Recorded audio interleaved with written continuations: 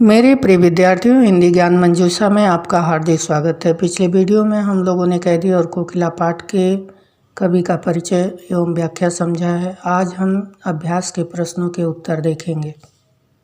तो आइए शुरू करते हैं। कोयल की कूक सुनकर कवि की क्या प्रतिक्रिया थी?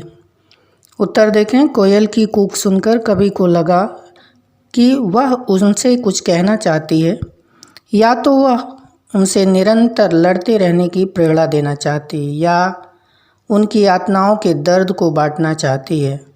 कवि को लगता है कि कोयल कष्टों को देखकर आंसू बहा रही है और चुपचाप अंधेरे को बेध कर विद्रोह की चेतना जगा रही है। इसीलिए अंत में कवि उसके इशारों पर आत्म बलिदान करने को तैयार हो जाता है। अगला प्रश्न देखें। कवि ने कोयल के बोलने की किन कारणों की संभावना बताई? उत्तर देखें। कवि ने कोयल के बोलने की अनेक संभावनाएं व्यक्त की हैं। उनके अनुसार कोकिल कवि की यातनाओं से सहानुभूति प्रकट करने आई है, या कवि के आंसू पोंछने आई है, या परतंत्रता के अंधेरे को छाटने आई है, या कैदियों के मन में स्वतंत्रता की ज्वाला जगाने आई है, या कवि के हृदय में विद्रोह की बीज बोने आई है, या संकट के सागर को सामने देखकर स्वयं बलिदान होने आई है। अगला प्रश्न है, किस शासन की तुलना तम के प्रभाव से की गई और क्यों? उत्तर देखें। ब्रिटिश शासन की तुलना तम के प्रभाव से की गई है, क्योंकि ब्रिटिश शासकों ने बेकसूर भारतीयों पर घोर अत्याचार किए। उन्होंने स्वतंत्रता सेनानियों को कारागृह में तरह तरह की यातनाएं दी।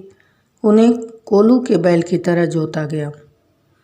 अगला प्रश्न है, कविता के आधार पर पराधीन भारत की जेलों में दी जाने वाली यंत्रणाओं का वर्णन कीजिए।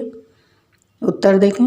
पराधीन भारत में कैदियों को अमानवीय यातनाएं दी जाती थीं। राजनैतिक बंदियों को भी चोरों, लुटेरों, राजजनों के साथ रखा जाता था। उन्हें रहने के लिए अंधेरी कोठरी दी जाती थी। उन्हें हथकड़ी से बांध कर रखा जाता था। भोजन भी इतना कम दिया जाता था जिससे उनका पेट तक नहीं भरता था। उनसे पशुओं के काम लिए जाते थे। उनसे कोलू चलवाया जाता था। अगला प्रश्न है, भाव स्पष्ट कीजिए। मृदुल वैभव की रखवाली सी कोकिल बोलो तो। कवि के अनुसार वैसे तो संसार में कष्ट ही कष्ट है। यदि कहीं कुछ मृदुलता और सरसता बची है तो वह कोयल की मधुर स्वर में बची है। अतः कोयल मृदुलता की रखवाली करने वाली है। वह उससे पूछता है कि आखिर वह जेल में अपना मधुर स्वर गुजाकर उससे क्या कहना चाहती है। अगला आशय है, हूँ मूठ खींचता लगा पेट पर जुआ, खाली करता हूँ ब्रिटिश अकड़ का कुआं। उत्तर देखें। इसमें जेल की असहनीय यातनाएं झेलता हुआ कवि स्वाभिमान पूर्वक कहता है कि वह अपने पेट पर कोल्हू का जुआ बांधकर चर्चा चला रहा है। कहने का तात्पर्य है कि उससे पशुओं जैसे सख्त काम लिए जा रहे हैं, फिर भी वह हार नहीं मान रहा है। इससे ब्रिटिश सरकार की अकड़ ढीली पड़ रही है। अंग्रेज़ों को बोध हो गया है कि अब अत्याचार करने से भी वे सफल नहीं हो सकते। अगला प्रश्न है, अर्धरात्रि में कोयल की चीख से कवि को क्या अंदेशा है? उत्तर देखें। कवि को अंदेशा है कि कोयल कैदियों पर ढाए जाने वाले घोर अत्याचारों को देखकर द्रवित हो उठी है। इसलिए दुख के मारे आधी रात में ही उसके मुख से चीख निकल पड़ी है। अगला प्रश्न, कवि को कोयल से ईर्ष्या क्यों हो रही है? उत्तर, कवि को कोयल से ईर्ष्या इसलिए हो रही है क्योंकि कोयल स्वतंत्र है, जबकि कवि बंदी है। कोयल हरियाली का आनंद ले रही है, जबकि कवि 10 फुट के अंधेरे कोठरी में जीने के लिए विवश है। कोयल के गान को सभी सराहना करते हैं, जबकि कवि के लिए रोना भी गुनाह हो गया है। अगला प्रश्न है, कवि के स्मृति पटल पर कोयल के गीतों की कौन सी मधुर स्मृतियाँ अंकित है जिसे वह अब नष्ट कर देने पर तुली है? उत्तर देखें। कवि के स्मृति पटल पर कोयल के कर्णप्रिय अत्यंत मधुर स्वर की स्मृतियाँ अंकित हैं, जिसे कोयल अंग्रेजी सरकार द्वारा स्वतंत्रता सेनानियों पर किए गए अत्याचार से क्षुब्ध होकर नष्ट करने पर तुली है। अगला प्रश्न, हथकड़ियों को गहना क्यों कहा गया है? उत्तर देखें। गहना उस आभूषण को कहते हैं जो धारणकर्ता का गौरव और सौंदर्य बढ़ाए।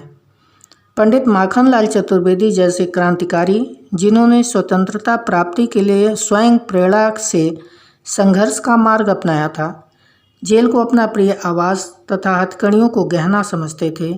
उन्हें किसी गलत कार्य के लिए हथकड़ी नहीं पहननी पड़ी, बल्कि स्वतंत्रता प्राप्ति के महान उद्देश्य के लिए हथकड़ियाँ स्वीकार की थी। अतः उनसे उनका गौरव बढ़ा। समाज ने उन्हें उन हथकड़ियों के लिए प्रतिष्ठा दी, इसलिए उन्होंने हथकड़ियों को गहना कहा। अगला प्रश्न है, काली तू ए आली। इन पंक्तियों में काली शब्द की आवृत्ति से उत्पन्न चमत्कार का विवेचन कीजिए। उत्तर देखें। इन पंक्तियों में काली शब्द का प्रयोग अनेक अर्थों में किया गया है। यहाँ पर यमक अलंकार का चरम उत्कर्ष है। पहला, काले रंग के अर्थ में, काली तू रजनी भी काली, टोपी काली, कमली काली, मेरी लौह श्रृंखला काली। दूसरा, अन्याय के अर्थ में, शासन की करनी भी काली, मेरी काल कोठरी काली। तीसरा, भयानक के अर्थ में, काली लहर कल्पना काली। यहाँ पर कवि बार बार काली शब्द की आवृत्ति करके यह मनोभावना प्रकट करना चाहता है कि बंदी गृह में चारों ओर अन्याय और निराशा का वातावरण है। अंग्रेज सरकार ने उन्हें बहुत अधिक त्रस्त कर दिया है, इसलिए उन्हें सब कुछ अंधकारमय प्रतीत होता है। अगला प्रश्न है, काव्य सौंदर्य स्पष्ट कीजिए। किस दवानल की ज्वालाएं हैं देखी। उत्तर, इस काव्य पंक्ति में जेल की यातनाओं को दवानल की ज्वालाएं कही गई हैं। ब्रिटिश जेलों की असहनीय यातनाओं के लिए उपमान अत्यंत सटीक है। दूसरा, कोयल की कूक को चीख मानकर उससे कवि प्रश्न करता है। इसमें कोयल का मानवीकरण प्रभाव अत्यंत सुंदर है। दवानल की ज्वालाओं में रूप का अतिशयोक्ति तथा अनुप्रास अलंकार है। प्रश्न शैली का प्रयोग किया गया है। ख देखिए, तेरे गीत कहाँ में वाह रोना भी है मुझे गुनाह, देख विषमता तेरी मेरी बजा रही थी इस पर रणभेरी। उत्तर देखें। इसमें कोयल की मधुर तान और जेल में बंद कवि की यातनाओं का तुलनात्मक वर्णन बहुत ही सुंदर है। कोयल सब जगह प्रशंसा पाती, जबकि कवि के लिए रोना भी संभव नहीं है।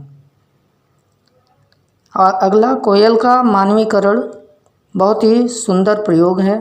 कवि को प्रतीत होता है कि कोयल रणभेरी बजाने वाली स्वतंत्रता सेनानी है और अपनी कूक द्वारा संघर्ष की प्रेरणा दे रही है। इसमें भाषा अत्यंत सरल, प्रवाहमयी, संगीतात्मक एवं तुकांत है।